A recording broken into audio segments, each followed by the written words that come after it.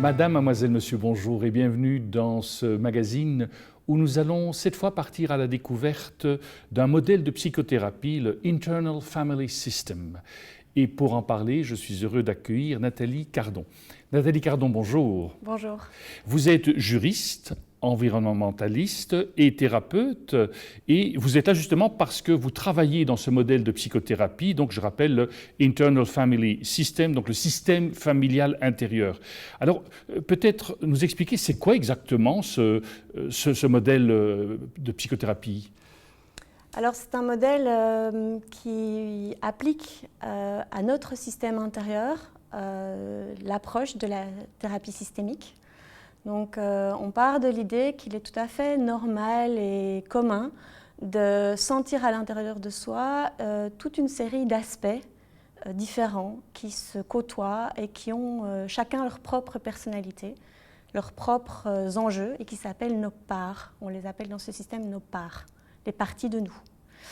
Quelles sont-elles, si vous pouvez illustrer pour qu'on puisse comprendre le concept? Bien, par exemple, si vous devez vous rendre à une soirée, vous pourriez très bien avoir une partie de vous qui est très enthousiaste, qui a envie, qui se sent dans l'extraversion, qui a envie de rencontrer. Et puis vous pouvez très bien avoir une partie de vous qui est plus dans l'envie de rester chez soi, qui s'inquiète un petit peu des personnes qu'on va rencontrer, de ce qui va se passer, des enjeux, voilà, par exemple. Et alors, ce travail-là, c'est quoi? C'est de trouver un équilibre entre ces parts? Donc ici, dans cette approche, ce qui est très particulier, c'est que non seulement on va apprendre à découvrir les parts qui nous constituent, qui sont actives dans notre vie, mais surtout, on va aider les personnes qui sont accompagnées à se désamalgamer, c'est-à-dire prendre un peu de distance, un peu de recul par rapport à leur part, dans l'idée de faire l'expérience d'un espace à l'intérieur de nous qui est libre de ses parts, qui n'est pas commandé, dirigé par ses parts.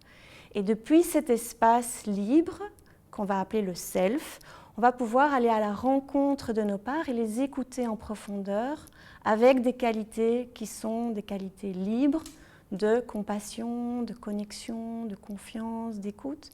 Et en fait, la personne va pouvoir être son propre thérapeute puisque c'est elle-même qui va créer la relation thérapeutique avec ses propres parties. Et ça se fait comment? Ça se fait dans le dialogue? Ça se fait par des exercices? Alors, la plupart du temps, quand les personnes travaillent bien ou en tout cas sont familières avec le système, ça va se passer sous forme d'une sorte de voyage intérieur, comme une méditation.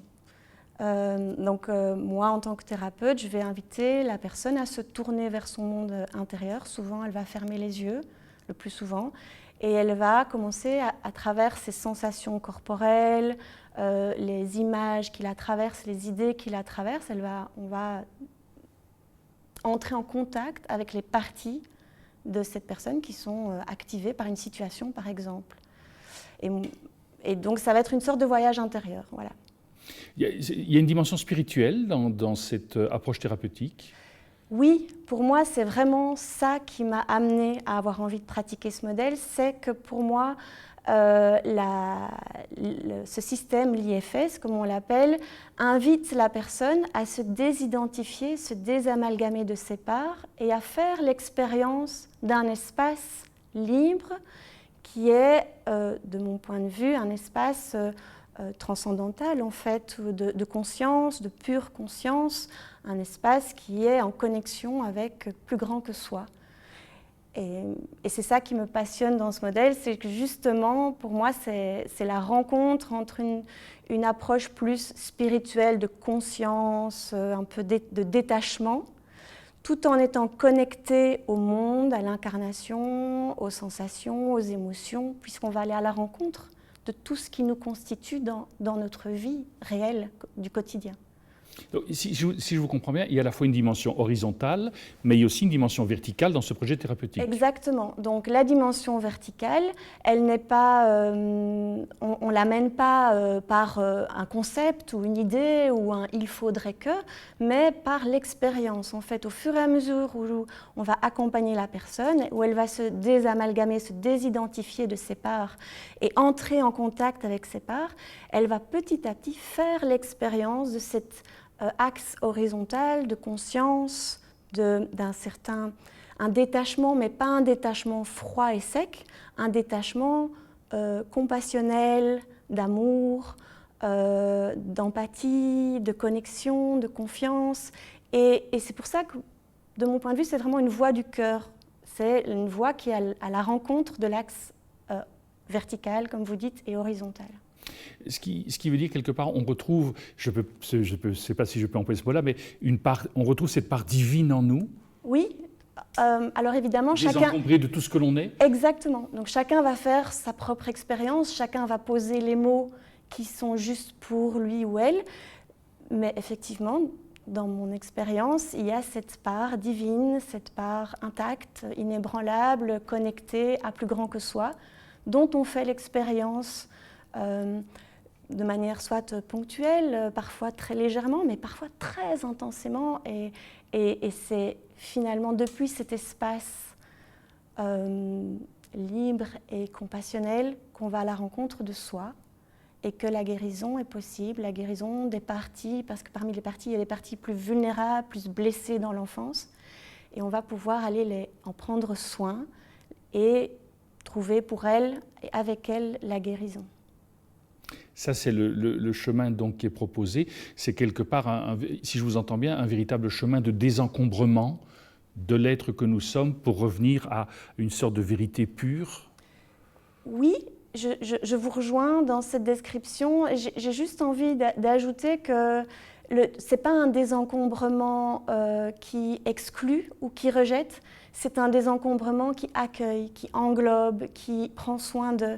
mais simplement, l'idée, c'est que nos parties ne soient plus aux commandes de nos vies, qu'elles retrouvent leur juste place, leur juste rôle, et puis qu'elles-mêmes, puisque l'idée, c'est que ces parties ont leurs propres émotions, leur propre vécu, leur propre système, qu'elles puissent se détendre, être accueillies, guéries, et qu'elles puissent trouver une place juste, détendue, et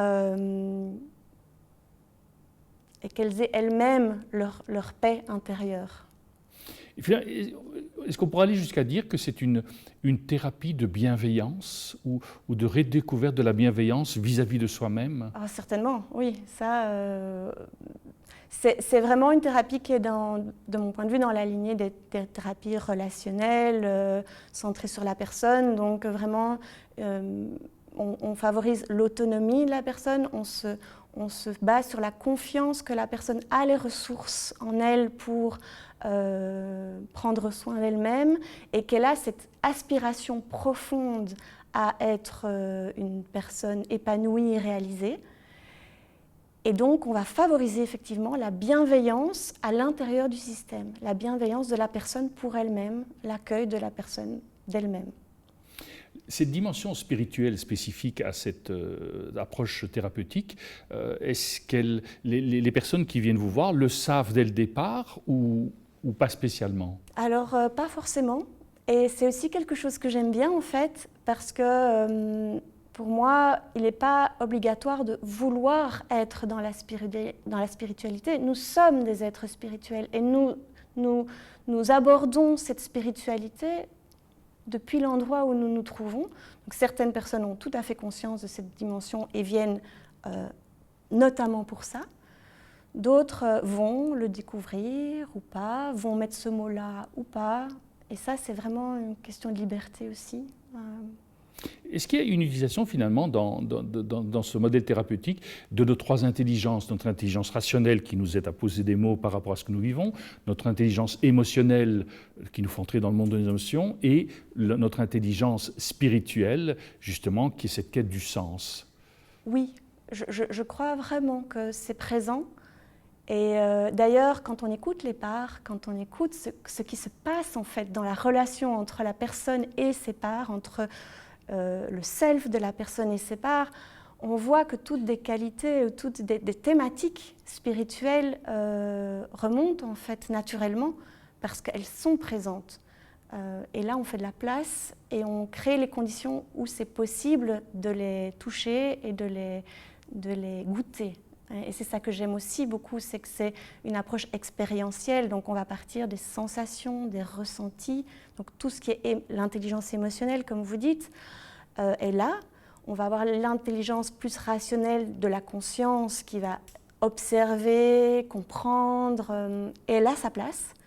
Et puis, on a cette dimension spirituelle qui, quelque part, crée la magie du lien, de l'amour, de la compassion, de l'accueil inconditionnel.